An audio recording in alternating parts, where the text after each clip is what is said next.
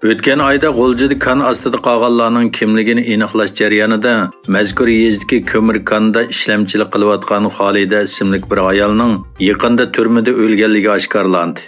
Ma'lum bo'lishicha, yo'ldoshi xeli burunli tugab ketgan va ikki bolaning onasi bo'lgan Xolidam Qurbon mazkur konda ko'mir terib tirikchilik qilib kelgan. U 2018-yil kuzda ikki bolasi bilan birlikda konning xoli bir joyda namoz o'qiyotganda ko'mirkon amonlik xodimlari tomonidan bayqalib soqchixonaga ma'lum qilingan. U 18 yillik qamoqqa hukm qilingan bo'lib, shakar kasali og'irlashib o'tgan yili 11-oyda qazo qilgan. Amerika Tashqi ishlar ministri Antony Blinkenning Xitoy ziyorati yiqilishayotgan bir paytda ko'plagan tashkilotlar uni Xitoydagi inson haqlari masalasiga ko'ngil bo'lishga chaqirdi.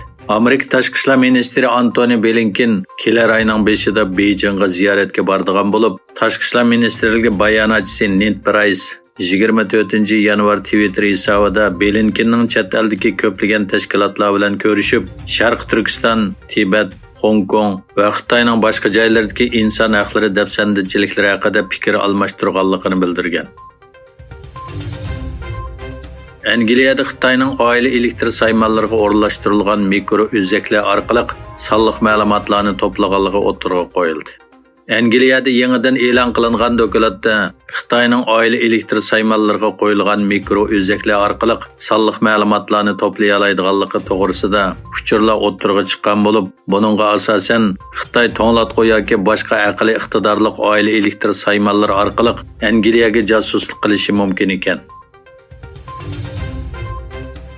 Shvetsiyadagi Qur'on ko'ydirish voqeasidan keyin Turkiya bilan Shvetsiyaning munosabati yiriglashishga boshladi.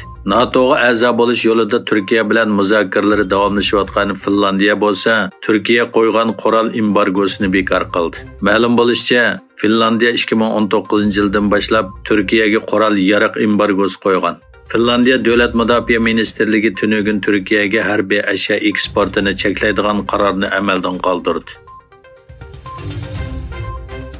Yevropa kishilik huquq sudi 2014-yili Malayziyaga Avasiyaga tava bir aeroplanning Ukrainada tushib ketishi va shu yili Ukrainaning sharqida yuz bergan voqealar sababli Gollandiya va Ukrainaning Rossiyaga qarshi sungan arzini qisman qabul qilgan. Egilishicha 2014-yili Gollandiyadan Malayziyaga uchayotgan bu yo'lovchilar aeroplani Ukrainaning sharqidagi to'qinish yuz berayotgan rayonda tushib ketgan. Gollandiya va Ukraina bu aeroplan voqeasi va Rossiyaning Ukrainadagi jinoiy qilmishlari haqida da'vo ochgan. Ozarbayjon va Turkmaniston vakillari Kaspiy dengizining chegara masalasi haqida yig'in o'tkazdi. Xabar qilinishicha, Kaspiy dengizi tegining Ozarbayjon bilan Turkmaniston orasida ayrilishga doir birlashma xizmat guruhining yig'ini 24 va 25 yanvar kunlari Ashxobodda o'tkazilgan.